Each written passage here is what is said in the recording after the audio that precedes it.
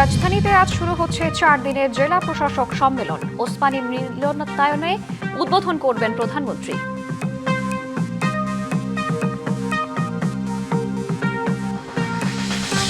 ত্রয়োদশ জাতীয় সংসদের সংরক্ষিত আসনের সংসদ সদস্যদের শপথ গ্রহণ আজ রাত 9টায় শপথ বাক্য পাঠ করাবেন স্পিকার হাফিজ উদ্দিন আহমদ।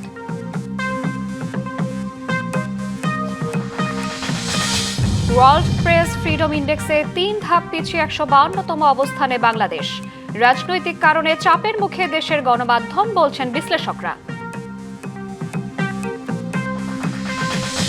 বন্ধ কারখানা চালুর উদ্যোগে প্রাধান্য পাচ্ছে বেসরকারি খাত। কাজ শুরু করেছে বাংলাদেশ ব্যাংক। গঠন করা হয়েছে শক্তিশালী কমিটি।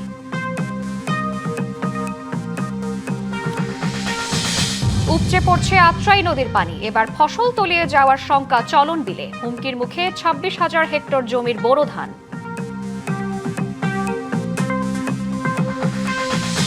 এবং যুদ্ধ বন্ধে যুক্তরাষ্ট্রকে 14 দফা শান্তি পরিকল্পনা দিল ইরান। অসদাচরণ করলে আবারও হামলা, হুঁশিয়ারি ট্রাম্পের। রাজধানীতে আজ শুরু হচ্ছে 4 দিনের জেলা প্রশাসক সম্মেলন। সকালে ওসমানী স্মৃতি মিলনায়তনে আয়োজনের উদ্বোধন করবেন প্রধানমন্ত্রী তারেক রহমান। 56টি মন্ত্রণালয়ের অংশগ্রহণে সম্মেলন মোট অধিবেশন হবে 34টি।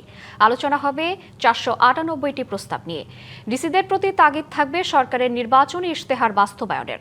স্বাস্থ্য খাতের 44টি প্রস্তাব সহ টিআর কাবিখার পরিবর্তে নগদ অর্থ প্রদান, গাজীপুরে শিল্প কারখানাগুলো নির্দিষ্ট স্থানে স্থানান্তর, নোয়াখালী আন্তর্জাতিক বিমানবন্দর সহ বিভিন্ন প্রস্তাব থাকবে সম্মেলনের আলোচনায়। গত 12 ফেব্রুয়ারি সরকার গঠনের পর এটি প্রথম ডিসি সম্মেলন। এবার প্রধানমন্ত্রী ছাড়াও রাষ্ট্রপতি ও জাতীয় সংসদের স্পিকারের সাথে সৌজন্য সাক্ষাৎ করবেন জেলা প্রশাসকরা। ত্রয়োদশ জাতীয় সংসদের সংরক্ষিত আসনের সদস্যদের শপথ গ্রহণ আজ। সংসদ সচিবালয়ের পূর্ব ব্লকের নিচ তলায় নবনির্বাচিত সদস্যদের শপথ বাক্য পাঠ করাবেন স্পিকার হাফিজ উদ্দিন আহমদ। এবারের সংসদের সংরক্ষিত নারী আসনের জন্য বিএনপির 36 জন, জামায়াত ইসলামী, জাতীয় নাগরিক পার্টি সহ 11 দলীয় নির্বাচনী ঐক্যের 12 জন ও স্বতন্ত্র 1 জন। এছাড়া জাতীয় নাগরিক পার্টি এনসিপি মনোনীত নুসরাত তাবাসসুমের মনোনয়নপত্র প্রথমে বাতিল হলেও শনিবার বৈধ ঘোষণা করা হয়। এর আগে গত বুধবার সংরক্ষিত নারী আসনের 49 জন প্রার্থীকে বিজয়ী ঘোষণা করা হয়। বৃহস্পতিবার গ্যাজেট প্রকাশ করে নির্বাচন কমিশন। বিশ্ব মুক্ত গণমাধ্যম দিবস। এমন এক সময়ে এই দিবসটি পালন করা হচ্ছে যখন রিপোর্টার্স উইদাউট বর্ডার্স এর রিপোর্ট অনুযায়ী ওয়ার্ল্ড প্রেস ফ্রিডম ইন্ডেক্সে 180 দেশের মধ্যে 3 ধাপ পিছিয়ে 152তম অবস্থানে বাংলাদেশ। তবে স্বাধীন সাংবাদিকতা একদিকে যেমন দিন দিন কঠিন হয়ে উঠছে, তেমনি প্রযুক্তির এই যুগে কৃত্রিম বুদ্ধিমত্তা বা এআই এর প্রভাবে তথ্যের সত্যতা যাচাই এখন বড় চ্যালেঞ্জ হয়ে দাঁড়িয়েছে। বিশ্লেষকরা বলছেন, এখনও রাজনৈতিক কারণে চাপের মুখে দেশের গণমাধ্যম। তথ্যই শক্তি, আর সেই তথ্যের অবাধ প্রবাহ নিশ্চিত করাই গণমাধ্যমের কাজ। কিন্তু পেশাগত দায়িত্ব পালন করতে গিয়ে সারা বিশ্বে সাংবাদিকরা বারবারই বাধার সম্মুখীন হচ্ছেন। 1993 সালে জাতিসংঘের স্বীকৃতির পর থেকে প্রতি বছর 3রা মে পালন করা হয় বিশ্ব মুক্ত গণমাধ্যম দিবস। বিভিন্ন তথ্য অধিকার ও আন্তর্জাতিক সংবাদ পর্যবেক্ষণ সংস্থাগুলোর প্রতিবেদন অনুযায়ী পেশাগত দায়িত্ব পালন করতে গিয়ে 2025 সালে বাংলাদেশে 3 জন সাংবাদিক নিহতের তথ্য পাওয়া গেছে। হিউম্যান রাইটস সাপোর্ট সোসাইটি এর রিপোর্ট অনুযায়ী 2025 সালের প্রথম 6 মাসে বিভিন্নভাবে নির্যাতন বা হয়রানির শিকার হয়েছেন 257 জন সাংবাদিক। এবং 2024 সালে রাজনৈতিক পট পরিবর্তনের পর থেকে 2025 সাল পর্যন্ত 300 সাংবাদিকের বিরুদ্ধে হত্যাসহ বিভিন্ন মামলা দায়ের করা হয়েছে। রিপোর্টার্স উইদাউট বর্ডার্স RSF-এ প্রকাশিত 2026 সালের ওয়ার্ল্ড প্রেস ফ্রিডম ইন্ডেক্সে 180টি দেশের মধ্যে বাংলাদেশ 3 ধাপ পিছিয়ে এখন 152তম অবস্থানে রয়েছে। গণমাধ্যমের স্বাধীনতা সূচকে দক্ষিণ এশিয়ার অধিকাংশ দেশের তুলনায় পিছিয়ে আছে বাংলাদেশ। তথ্য প্রযুক্তির এই যুগে কৃত্রিম বুদ্ধিমত্তা বা এআই এর প্রভাব এবং তথ্যের সত্যতা যাচাই এখন বড় চ্যালেঞ্জ বলে মনে করছেন সংশ্লিষ্টরা। এআই কোনটা সঠিক কোনটা বেঠিক এটা তো জানা যায় না। এটা মস্ত বড় চ্যালেঞ্জ। এই চ্যালেঞ্জ মোকাবেলা করতে হলে আমাদেরকে রপ্ত করতে হবে, ওই সাবজেক্ট সম্পর্কে আমাদের বুঝতে হবে, এআই সম্পর্কে ধারণা থাকতে হবে তাহলে হয়তো সম্ভব। অ্যাবাভ 60% পিপল তারা ইনফরমেশনটা গ্যাদার করে, কালেক্ট করে অনলাইন থেকে, তাকে খুব দ্রুত অডিয়েন্সকে পৌঁছে দিতে হয় বলে অনেক ক্ষেত্রে ডিসইনফরমেশন, মিসইনফরমেশন যেগুলো উইলিংলি এবং উইলিংলিও তারা প্রচার করে। রেসপন্সিবিলিটির পার্ট যে তথ্যকে যাচাই বাছাই করে পরিবেশন করা, তো সেই ব্যাপারটাতে কষাস হওয়া দরকার।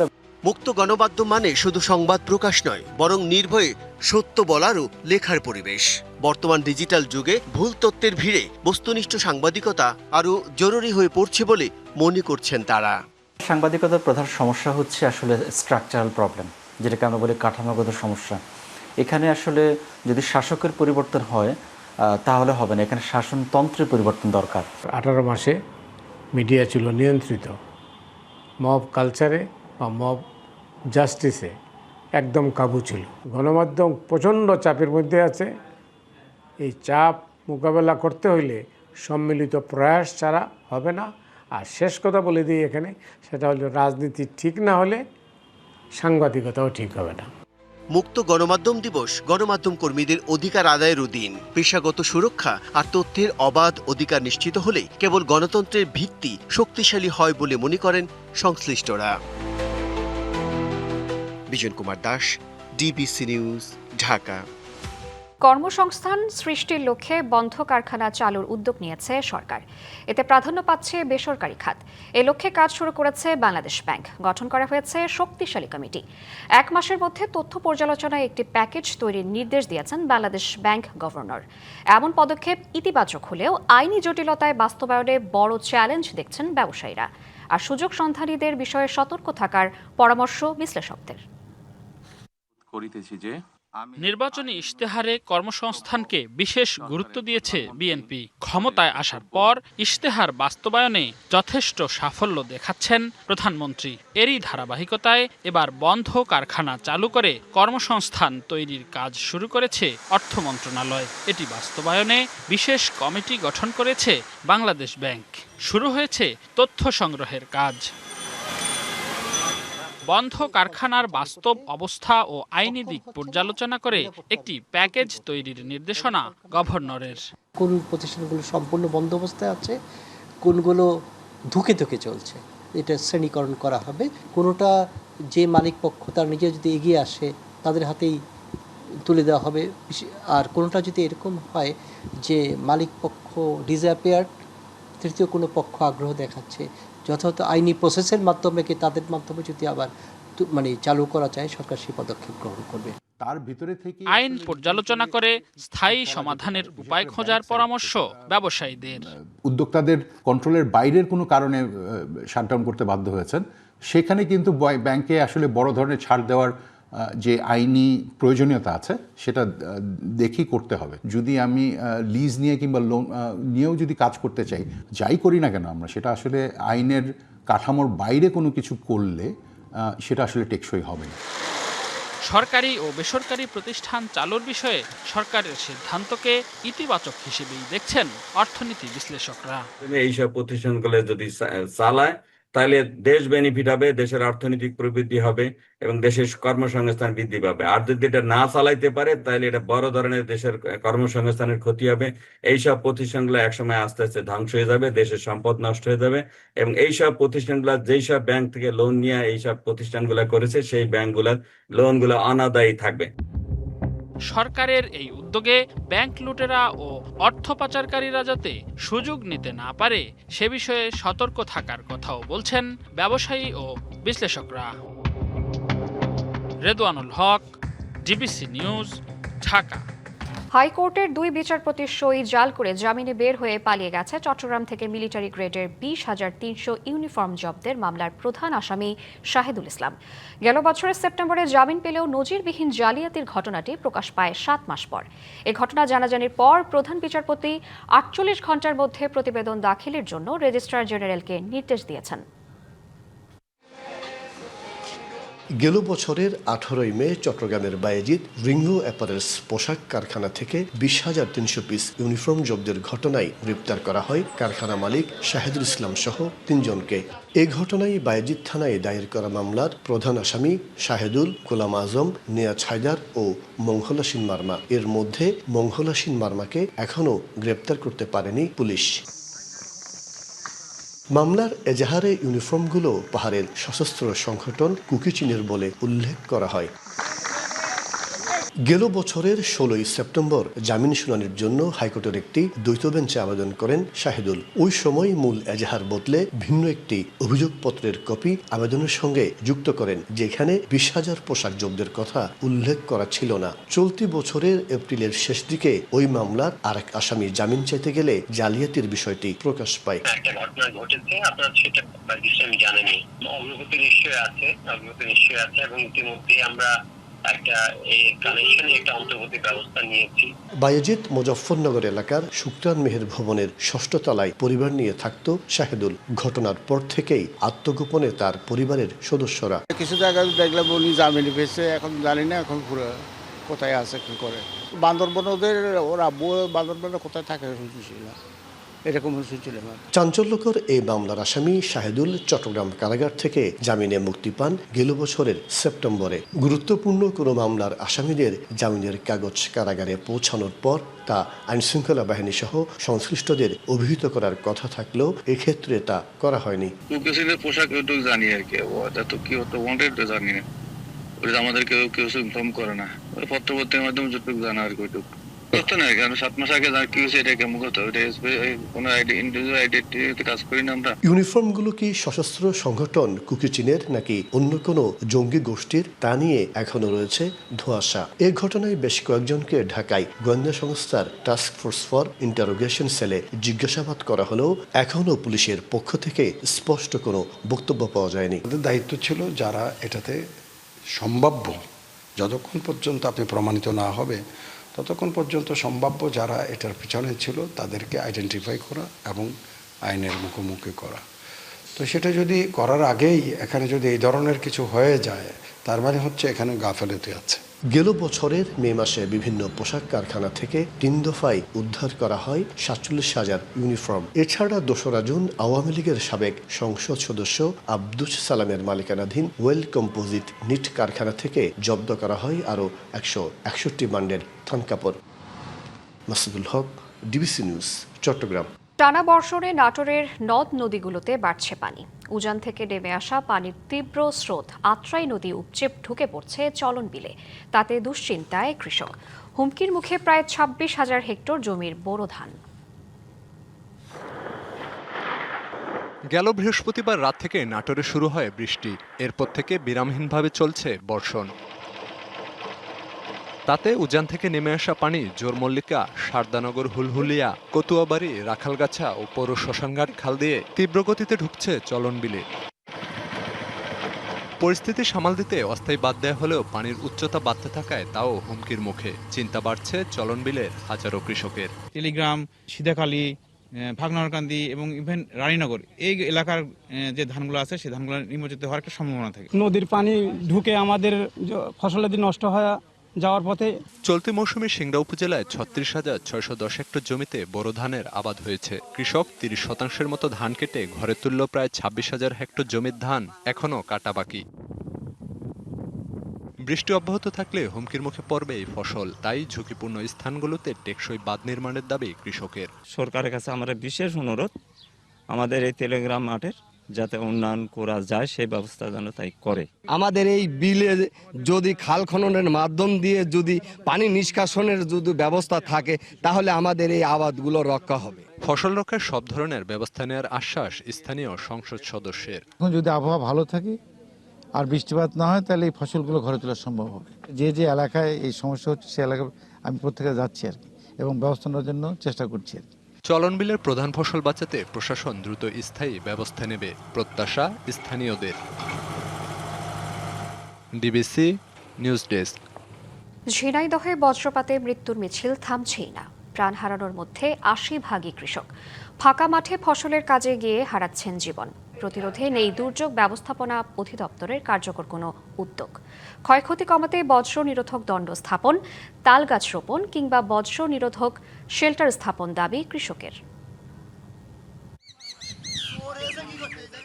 ঝিনাইদহের শৈলকুপা উপজেলার খড়িবাড়িয়া গ্রামের বিস্তীর্ণ ফসলের মাঠ, নির্ঝঞ্ঝাট শান্ত নিরিবিলি ফাঁকা মাঠগুলোই হয়ে উঠেছে প্রাণঘাতী। এই মাঠে গত ২৮শে মার্চ বৃষ্টিতে পেঁয়াজ আনতে গিয়ে বজ্রপাতে মারা যায় ২ কৃষক, আহত হয় আরও ৪ জন। পরের দিন আহত হয় আরও ৩ জন। আর ১৬ এপ্রিল মহেশপুরে বজ্রপাতে মৃত্যু হয় এক গৃহবধূর। প্রতি বছর ঝিনাইদহে ফসলের মাঠে কাজ করতে গিয়ে প্রাণ হারাচ্ছে কৃষক। আহত হচ্ছেন অনেকেই। ২০২৫ সালে ৭ জন, ২০২৬ সালে ৩ জন, আহত ৭ জন। কৃষকরা বলছেন, কষ্টে ফলানো ফসল রক্ষা করতেই জীবনের ঝুঁকি নিয়ে মাঠে কাজ করতে গিয়ে ঘটছে দুর্ঘটনা। এতে প্রাণ ঝরলেও প্রতিরোধের কোনো ব্যবস্থা না নেয়ায় বাড়ছে ক্ষোভ। মাঠে কাজ কাম করে বজ্রপাত হলে আমাদের ভয় করে, এখন কি করা যাবে? গরিব মানুষ মারা গেলেও তো কিছু করার নেই, আমাদের শ্রম দিতেই হবে। ক্ষেত ছুঁয়ে তো দেখা যাচ্ছে পানি তলায় যাচ্ছে, উঠিয়ে দেওয়া যাচ্ছে না। চলে গেলে ফসল নষ্ট হয়ে যাবে, এই জন্য চাষি যাতে চায় না। মাঠের ভিতরে এসে যদি বজ্রপাত এবং বৃষ্টি ঝড় নেমে আসে, তখন আমাদের তো প্রতিকারের কোনো ব্যবস্থা নাই। দেখা যাচ্ছে মাঠের ভিতরে যদি 2টা তাল গাছ থাকে, তাহলে সেখানে যে আমরা আশ্রয় নিতে পারি। আমরা মাঠে ঘাটে কাজ করি, কৃষক মানুষ, ওই শীতে বাঁচতে চাই আমরা। কৃষকের জীবন বাঁচাতে বজ্র নিরোধক শেল্টার ও দণ্ড স্থাপনে ব্যবস্থা নেওয়া সহ কৃষকের সচেতনতাও জরুরি বলছেন কৃষি কর্মকর্তা। যদি মাঠে কাজ করা অবস্থায় হঠাৎ বৃষ্টি শুরু হয়ে যায়, সেক্ষেত্রে কৃষকরা যেন একটা আশ্রয় নিতে পারে, এমন আশ্রয় বজ্র শেল্টার আপনার মাঠে মাঠে তৈরি করা যেতে পারে, বা মাঠে বজ্র নিরোধক যে দণ্ড আমরা বলি সেটাও স্থাপন করা যেতে পারে। সবচেয়ে বড় ভূমিকা যেটা রাখবে কৃষকদের সচেতনতা এবং আবহাওয়ার পূর্বাভাস। প্রধানমন্ত্রীর বৃক্ষরোপণ কর্মসূচির মধ্যে তালগাছ রোপণকে অগ্রাধিকার দিয়ে দ্রুত কাজ শুরু করা হবে বলে জানালেন জেলা প্রশাসক। সারা জেলাব্যাপী একটি তালগাছ রোপণের কর্মসূচি গ্রহণ করব। পাশাপাশি আমাদের এখানে যারা কৃষক রয়েছেন, যারা ক্ষতিগ্রস্ত হচ্ছেন, তারা যাতে সরকারিভাবে পর্যাপ্ত পরিমাণ আর্থিক সহায়তা পান এবং তাদের পরিবারগুলো যাতে মানবিক সহায়তা নিশ্চিত করা হয়, সেই বিষয়ে আমরা কাজ করে যাচ্ছি। বজ্রপাতে প্রাণহানি এড়াতে ২০২৫-২৬ অর্থ বছরে জেলার বিভিন্ন স্থানে ১৬০০টি তাল বীজ রোপণ করা হয়। তবে প্রয়োজনের তুলনায় যা একেবারে অপ্রতুল বলছেন বিশেষজ্ঞরা। DBC news desk. নিষেধাজ্ঞা কাটিয়ে চাঁদপুরের পদ্মা মেঘনায় শুরু হয়েছে ইলিশ আহরণ। তবে নদীতে জাল ফেলে মিলছে না কাঙ্ক্ষিত ইলিশ। এতে হতাশ জেলেরা। সরবরাহ কম, তাই ঘাটে ইলিশের দামও আকাশ ছোঁয়া। তবে বর্ষায় পানি বাড়লে সরবরাহ বাড়বে, এতে ইলিশের দাম কমবে বলে আশা ব্যবসায়ীদের। নিষেধাজ্ঞার 2 মাস অলস সময় কাটিয়ে বুক ভরা আশা নিয়ে চাঁদপুরের পদ্মা মেঘনা নদীতে নেমেছে প্রায় 1.5 লক্ষ জেলে। স্বপ্ন ছিল মাছ শিকার করে হাসি ফোটাবে পরিবারের মুখে, পরিশোধ করবে ঋণের কিস্তি। কিন্তু বাস্তবতা বলে ভিন্ন কথা। জালে ধরা পড়ছে না আশানুরূপ ইলিশ, ফলে ঘাটে ফিরছেন হতাশ হয়ে। রাত 3টার দিকে গেছি, মাত্র একটা মাছ পাইছি। 10-12 টাকা মাছ পাইছি। আনুমানিক 5,000 টাকা খরচ হইব। নদীতে আগের মতন মাছ নাই। তেলের দাম বেশি, কিভাবে মাছটা ধরবো বা এভাবে চলবো কিভাবে? এদিকে 2 মাস পর মাছ শিকার শুরু হওয়ায় অনেকেই ছুটে আসছেন ঘাটে। তবে ইলিশের দাম শুনে আশাহত হতে হচ্ছে তাদের। প্রতি কেজি ইলিশ বিক্রি হচ্ছে 3 থেকে 3,500 টাকা দরে। তাই ইলিশ না কিনে অনেককেই ফিরতে হচ্ছে খালি হাতে। যে মাছটা কিনে নিয়ে গেছে হচ্ছে 2200 টাকা দিয়ে বা 2000 টাকা দিয়ে, এটা এখন টোটালি 3000 টাকার উপরে, 3000-3500 টাকার উপরে। কেনার মতো এখনো হয় নাই, ঘুরে ঘুরে দেখতেছি। দামে যদি বনে তাহলে কিনবো। ব্যবসায়ীরা বলছেন ঘাটে আসা ইলিশ বেশিরভাগই আকারে ছোট, তার উপর সরবরাহ কম থাকায় দাম বেশি। তবে নদীতে পানি বাড়লে সরবরাহ বাড়বে বলে আশা তাদের। ছোট মাছটা বেশি, আপনার 3-4 কেজি যেই মাছটা, ওইটাই 20-25 মন হয়ে যায়। 2-3 মন হয়তো সর্বোচ্চ আপনার বড় মাছ হয়, যেটা 800-900 1 কেজি সাইজের। 1 কেজি ওজনের মাছ আপনার 3400 থেকে 3500 টাকা কেজি। আর 800 গ্রাম যে মাছটা 750-800 গ্রামের, ওইটা আপনার চলতেছে 2800 থেকে 250 টাকা কেজি। এখনো মাছ বড় হয়নি, সাইজের হয়নি। এখন নদী উত্তাল হইলে, নদীতে পানি বাড়লে, বাতাস হইলে, যত পানি বাড়বে অত ইলিশ মাছের আমদানি হবে। ইলিশ মাছের যত আমদানি হবে তত দাম কমে যাবে। নিষেধাজ্ঞা সফলভাবে হয়েছে, তাই ক্রমেই ইলিশের সরবরাহ বাড়বে বলে আশা মৎস্য ও প্রাণী সম্পদ মন্ত্রীর। প্রাকৃতিকভাবে যত কিছু করার প্রয়োজন, কথা দিচ্ছি আপনাদেরকে তা করা হবে ইনশাআল্লাহ। আমরা চাই বাংলাদেশে 20 লক্ষ টন ইলিশ প্রতি বছর উৎপাদিত হোক। যুগের পরিক্রমায় ইলিশের প্রতি নয়, এখন ভোক্তার নজর ইলিশের দামে। আর সেই দাম নিয়ন্ত্রণে ইলিশের উৎপাদন বৃদ্ধিতে কার্যকরী উদ্যোগ নেবে সরকার, এমনটাই প্রত্যাশা নিম্ন ও মধ্য আয়ের মানুষের। DBC news desk.